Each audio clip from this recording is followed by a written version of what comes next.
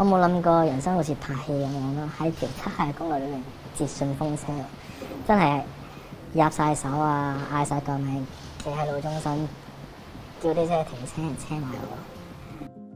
詐騙集團喺緬甸、柬埔寨等等嘅國家設立詐騙營區，涉嫌非法禁錮、人口販賣，營內嘅生活慘不忍睹，要甩身就要俾高額嘅贖金。記者聯絡到2名成功逃離園區嘅生還者。今年6月，伊先生因為財困，喺朋友嘅介紹之下去咗柬埔寨做嘢，工作內容係開銀行戶口，每開一個就有5至10萬蚊報酬。聲稱係啦，聲稱試過做過呢樣嘢，係真係有錢嘅，都要搏一搏。因為我覺得件事就算真係去到唔會嚴重到一個地步，就翻唔到嚟香港咯。佢一出金邊機場，就有接頭人收走咗佢嘅護照，又話要護送佢坐車去酒店，但係一坐就坐咗2個鐘，同西哈努克港越嚟越近，位置亦都同西港園區越嚟越近。跟住司機又唔肯停車，我知道如果真係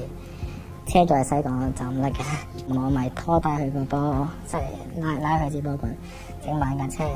跟住學佢哋咯。咁跟住有少少喐手喐腳嘅都幾黑嘅，冇街燈嘅，但係都車來往嘅，咁就條車走咗，咁就走咗過去對面馬路度，跟住截順風車，入晒手啊，嗌晒救命，企喺路中心叫啲車停車埋我。佢嘗試阻止我離開嘅，咁但係可能佢哋都比較細粒，佢哋就冇武器嘅，所以我唔驚佢哋啦。佢最後成功攔截到一架路過嘅貨車，去到安全嘅地方之後，再截順風車返機場。嗰個接頭人打返電話俾我啦，跟住哇，你一個人走咗好危險噶喎，揾人過嚟車返你走啦。咁當時梗係唔會再上你啦。伊先生因為冇咗護照，滯留喺金邊，求助入境處同中國大使館處理證件，直到7月返到香港先真正安全。另一位 L 先生就冇咁好彩，佢經朋友介紹去咗泰國邊境城市微索做嘢，但就俾人呃咗去鄰國緬甸，經歷咗3個月嘅詐騙型黑暗生活。第一日就知道中咗招啦，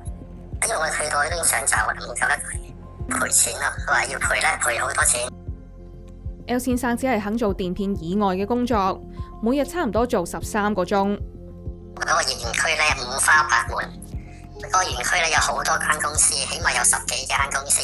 全部都係大內地人開嘅。我嘅心情都係諗住 hea 下嘅，後來感到壓力之後咧，我開始驚啦，因為嗰個馬嗰度嗰幾個同我一齊嗰啲馬來西亞人同我講：你知唔知你好似隻蟻咁樣啊？你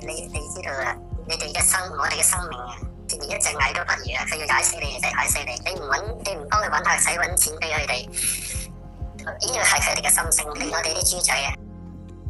佢本身有長期疾病，做咗3個幾月已經5勞7傷，喺冇辦法忍耐嘅情況下 ，L 先生向泰國朋友求救，最後俾咗幾萬蚊港紙贖金，先至離開緬甸。人生最黑暗啊！我用黑暗嚟形容我一生人最黑暗嘅日子，就係嗰段時間啦。我都係想話對咧，我未試過咧，真係唔識講啊！真係。但係如果我唔走嘅話咧，到而家都唔走咧，我可能已經送咗去 KK 啦。